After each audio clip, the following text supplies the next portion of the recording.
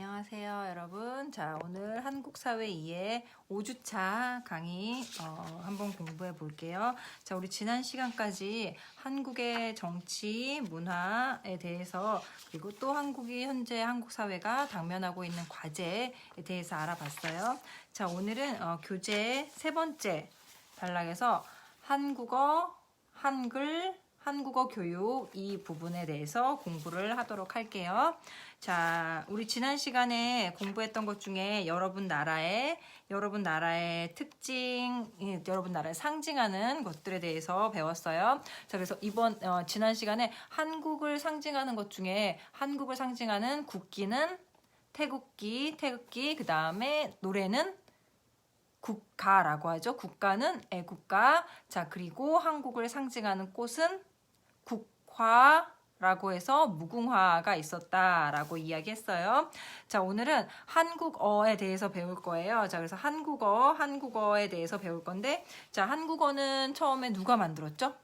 여러분 다들 알고 있죠? 한국어를 만든 사람은 누구일까요? 한글을 만든 사람이죠. 한글을 만든 사람은 누구?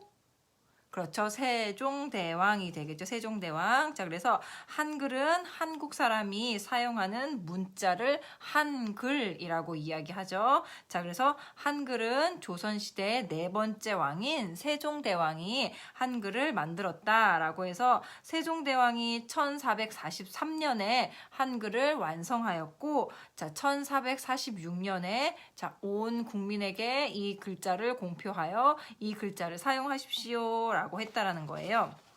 그래서 한글을 만든 사람은 세종대왕이고 1443년에 만들었다라고 이야기해요. 자, 그래서 한글은 처음에 한글이 없을 때 한국 사람들은 한자, 중국 사람들이 사용하고 있는 한자를 사용했어요. 그래서 지금 한글에 순수한 한글만 있는 게 아니라 한자를 사용한 한글도 많이 있잖아요. 그래서 한자의 뜻을 가진 한글을 사용하는 사람도 있고, 제 이름 같은 경우도 저도 이유인이잖아요. 이걸 한자로 썼을 때 이유인이 써지는 거거든요. 그래서 중국어로는 리요런이라고 이야기하더라고요. 이런 것처럼 아직까지도 한국의 이름이라든지 한국에서 사용하는 한글 중에는 한자의 음을 따서 사용하고 있는 것들이 아직도 많이 있다라고 해요. 자, 그리고 한글은 자음과 모음으로 이루어져 있어요. 자, 그래서 자음은 발음기관, 그러니까 우리가 말하는 말을 하는 이 발음 기관을 똑같이 모양을 따서 만들었다라고 이야기하고, 모음은 하늘, 땅, 사람 이라는 우주의 세 가지 핵심적인 요소를 바탕으로 만들었다라고 이야기해요. 자, 우리가 다시 한번 설명할게요. 자음은 우리가 말을 하는 이 발음 기관, 아, 에, 우, 에, 오, 이것죠. 이런 것처럼 우리가 발음이 나오는 이 발음 기관의 모양을 따서 만들었고, 모음은 하늘, 땅, 사람, 우주의 세 가지 핵심적인 요소를 따서 만들었다라고 해서 자음이 기역, 쌍기역, 크, 드, 뜨, 트, 부 이런 것처럼 우리가 발음이 나오는 발음 기관, 입의 모양 이런 거를 따서 만들었고, 모음은 아, 어, 오, 우, 이 이런 것들은 하늘과 땅과 사람, 우주의 세 가지의 핵심 요소를 가지고 만들었다라고 해요. 자, 그래서 한글은 이같이 무엇을 가지고 있다? 독창성. 자, 한글은 이와 같은 독창성을 가지고 있다라고 해요. 자, 독창성이 뭐예요? 다른 곳에서는 볼 수 없는 특별한 것이라는 의미에서 독창적이다, 창조적이다 라고 하는 말이 있잖아요. 그런 것처럼 독창성을 지니고 있다. 그래서 한글은 독창적인 글이다 라고 이야기해요. 그리고 매우 과학적이다 라고 이야기하죠. 자, 그래서 한글 안에는 무엇이 담겨 있다? 우주의 철학이 담겨 있다 라고 이야기해요. 우주의 철학적인 원리가 한글에 담겨 있다 라고 이야기해요.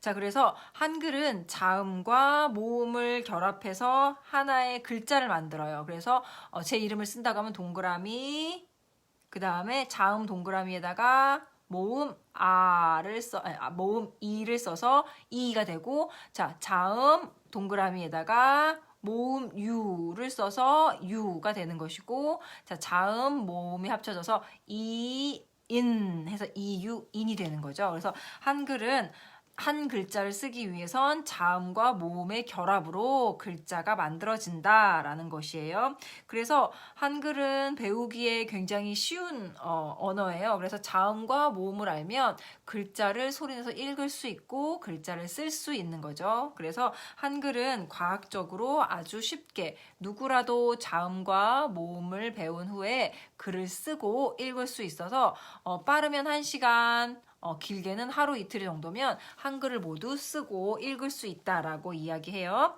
자, 그래서 그럴 수 있는 이유는 한글은 소리 나는 것들을 글자로 만들 수 있는 아주 좋은 문자라는 거죠.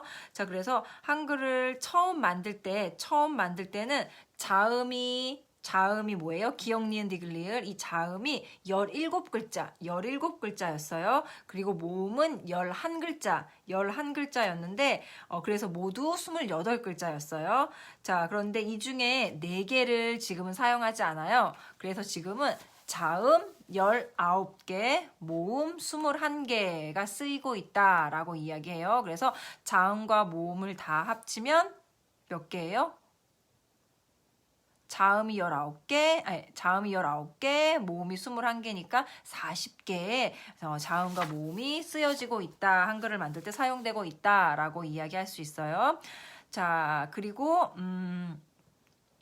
한글의 창제 원리나 한글에 대해서는 우리가 PPT를 통해서 조금 더 자세하게 공부할 거예요. 그래서 우리가 이 교재에서 꼭 여러분이 알아야 하는 것은 이 한글과 관련해서는 한글은 누가 만들었다? 세종대왕이 만들었다. 그리고 한글은 자음은 발음기관, 기역, 니은, 디귿, 미음 이렇게 입에서 이 모양을 보고 글자를 만들었고, 자, 여기에 또 모음은 어떻게 하늘과 땅과 사람이라는 우주의 3가지 핵심적인 원리로 만들어졌다라는 거, 이것을 알고 있어야 돼요. 자, 그리고 자음은 19개, 모음은 21개로 지금 현재 사용되고 있다. 이것을 꼭 알고 있어야 돼요.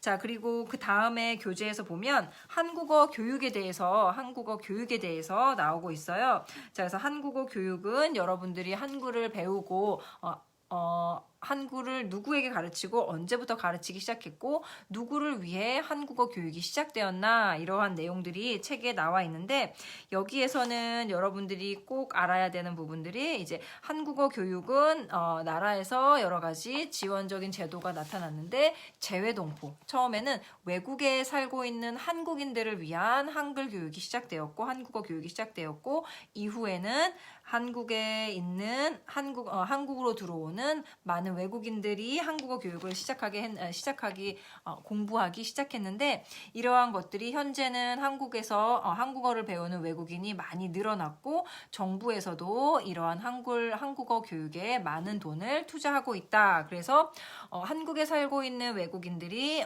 무료로 배울 수 있는 것이 사회통합 프로그램의 한국어 교육이 있어요. 자, 이런 것들은 무료로 공부할 수 있고, 또 외국에는 어떤 것들이 있다? 세종학당이라는 한국어 교육 프로그램이 있다. 그래서 한국에서는 한국어를 배울 때 사회통합 프로그램 한국어 교육이 있고, 외국에서 한국어를 배울 때는 세종학당의 한국어 교육 프로그램이 있다라는 것이 이제 대표적인 한국어 교육 기관이라고 이야기할 수 있어요. 그래서 이 2가지 여러분이 꼭 알고 계셔야 해요. 그래서 우리가 PPT를 통해서 조금 더 자세하게 한글에 대해서, 한글의 창제 원리에 대해서, 또 한글에 대한 이야기들에 대해서는 PPT를 통해서 조금 더 자세하게 공부할 거고, 오늘은 이 책을 통해서 한글과 한국어 교육에 대해서 책에 나와 있는 내용을 중심적으로 우리가 시험에 나올 수 있는 것들에 대해서 한번 공부해 봤어요. 자, 그리고 나머지는 우리가 PPT를 통해서 함께 조금 더 자세하게 공부하도록 할게요, 여러분. 자, 그러면 여러분 이거 끝나고 나서 그만 끝나는 게 아니라 연결되어 있는 PPT 동영상도 함께 꼭 공부해 주시고 과제도 다 해서 제출해 주세요. 과제로 여러분들 출석이 체크되니까 제가 과제는 길게 기간을 해 놓으니까 꼭 제출해 주세요.